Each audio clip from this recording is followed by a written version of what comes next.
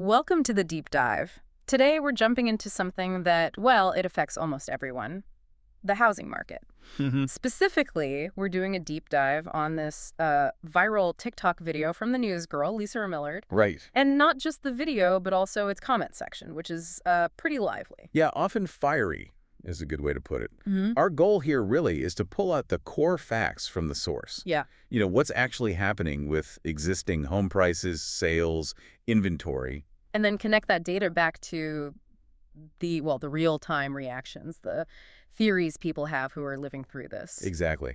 It's a way for you to get a quick handle on a pretty complex situation. Yeah, understand the what and maybe some of the why it feels so strange right now. And pull out the key bits of info from this whole conversation happening online. Okay, so if you're curious about why everyone seems to be talking about home prices or, how these big market shifts actually feel to everyday people, you're definitely in the right place. Let's get into it.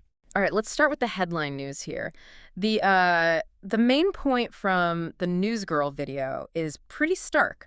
Existing home prices hit a record high in June. A record high. That alone is big news. But what really stood out and what seems kind of puzzling is that the video also clearly says sales are down. Yeah. And inventory still struggling. Not enough homes. Right, that's the paradox, isn't it? That's the core thing that feels off. If you look at the bigger picture, like this record high isn't happening in a vacuum. No. It immediately makes you ask, okay, how can prices be peaking when fewer people are buying and there aren't enough houses? Exactly. And what's really interesting here, this often points to something economists are calling the lock-in effect. Have you heard much about that? The lock-in effect, that sounds important. Tell me more about that. What does that mean? Yeah, absolutely. So think about it. A lot of homeowners right now, they've got these mortgages with super low interest rates. You know, rates they got maybe a few years back. Oh, right, like the 2 or 3% rates? Exactly. So for them to sell now, give up that amazing rate, and then buy something else at today's much higher rates, it's often unaffordable. So they're locked in. They just stay put. Precisely. They're locked in. And that really squeezes the supply of existing homes hitting the market. Even if buyer demand cools off a bit because of those same high rates, Okay. the number of homes for sale is shrinking even faster. Ah, okay. So less competition among buyers maybe, but way fewer houses to even compete for. You got it. So the prices for whatever is available get pushed up. And the TikTok itself, in the description, it kind of highlights this. It calls it an ongoing imbalance between supply and demand. An ongoing imbalance. Yeah, that fits. It makes it tough, like the source says, for buyers and sellers. A unique kind of pressure. Yeah, a very unique situation. So, okay, that explains some of the mechanics. But how are people, like real people, reacting when they hear record prices, but also falling sales? Well, that's where diving into those comments is so valuable, right? Yeah. It's just raw. You see this immediate wave of, honestly, frustration. Like, Right. One comment just cuts right through it. Just tell me I'm never going to own a home with less words. Oof. Yeah, that hits hard. It really speaks to this, like, deep despair so many people feel. It really does. And that feeling pops up again and again. I saw another one that kind of broadened it out, connecting housing to everything else. Something like, literally weep for my kids. College unaffordable, housing unaffordable, food unaffordable. Yeah. But hey, there's an abundance of retail jobs for 12 hours. Yeah, Yeah, I saw that one too. It captures this wider anxiety about affordability across the board. right. It's not just houses. And then there's the sarcasm, too. Like, shoot, should have bought a home in 2002 when I was 4. It worked harder, as the boomers say. Yeah, It's that biting humor that comes from feeling, well, completely shut out. absolutely. It paints this really vivid picture of frustration, like the fundamental part of life is just out of reach. Yeah. But beyond just the emotion, you also see people trying to figure out why. Like, what's driving this? Yes, that definitely came through. A really common theme was about big companies, large entities. The role of institutions. Yeah, lots of comments like, private equity should not be allowed to buy single-family homes. Or even more specific, like pointing fingers directly. BlackRock is purchasing all of the single-family homes. Right, and corporations buying new homes, then renting at a huge profit. And just so listeners understand, when people say private equity here, they usually mean these big investment firms, maybe hedge funds, buying up lots of houses, often not to live in, but as investments. Yeah, exactly. So that's a big theory swirling around in the public mind, according to these comments. Definitely. It raises big questions about who people think is driving up prices. Another thing you see debated is construction.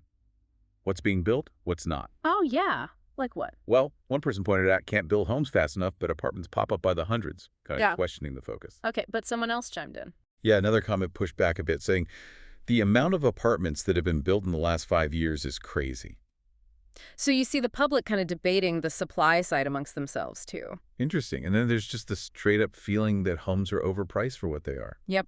Saw comments like, we won't pay $450K for a $260K worth of a home.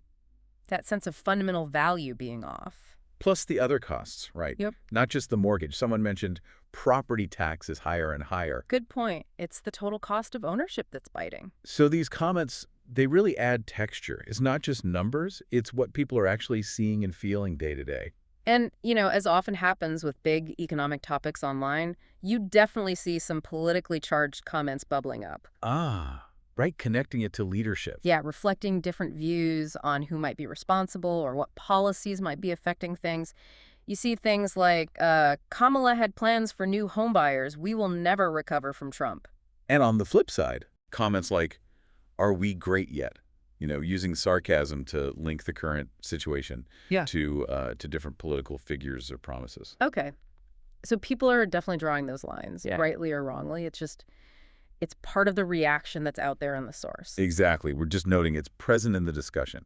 It shows how economic pain often gets tied up with political frustration. It's a real mix. And while, a lot of comments sound pretty bleak, like, historians are going to look back and say, the signs for a recession were all there. Mm-hmm.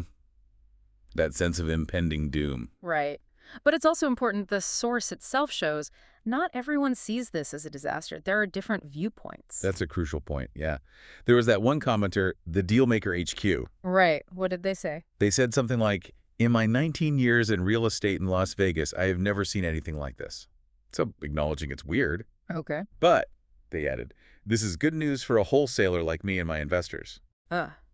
A wholesaler. So just to clarify for listeners, that's someone who finds houses, maybe distressed ones? Yeah, they find motivated sellers or off-market deals, get it under contract, and then quickly sell that contract to another investor for a fee. They don't usually fix it up or hold it long. Gotcha. So for them, this market volatility, it's actually an opportunity. Exactly. It just highlights how the same market conditions can look very, very different depending on where you sit. Not everyone's experiencing it as a crisis. Okay, so let's try and wrap this up. What does this all mean for you listening right now? We've kind of unpacked the core facts. Record high existing home prices, yes, but also falling sales and really tight inventory. Mm-hmm. And we explored why that might be happening, looking at things like that lock-in effect with interest rates. Right. And then we really dove into the public reaction, feeling that pulse through those TikTok comments, the frustration, the theories about corporations. Yeah, the despair, but also those other perspectives, like the wholesaler finding opportunity. So it shows a market really under pressure. There's this clear imbalance between supply and demand, but it's more complicated than it looks on the surface. Definitely. And it's magnified by how people perceive it, the frustration they feel, the source, the TikTok and its comments. It really gives you a snapshot of a housing situation that feels like a crisis for many. Even while it's creating chances for others. Right. So maybe here's a final thought to leave you with, something provocative. We see this really strong public perception reflected in the comments, blaming private equity and corporations for buying up homes. It's a dominant theme. And we also understand there are these underlying economic forces, like the lock-in effect, contributing to the tight supply. So the question is, if this perception about corporate buying stays so strong and the market conditions continue like this, what happens next? Yeah, what kind of long-term shifts might we see? Maybe in public policy. Or even just in how society thinks about homeownership itself. Could its value change in response to all this? It's definitely something to keep an eye on, something to ponder as these unprecedented trends keep playing out.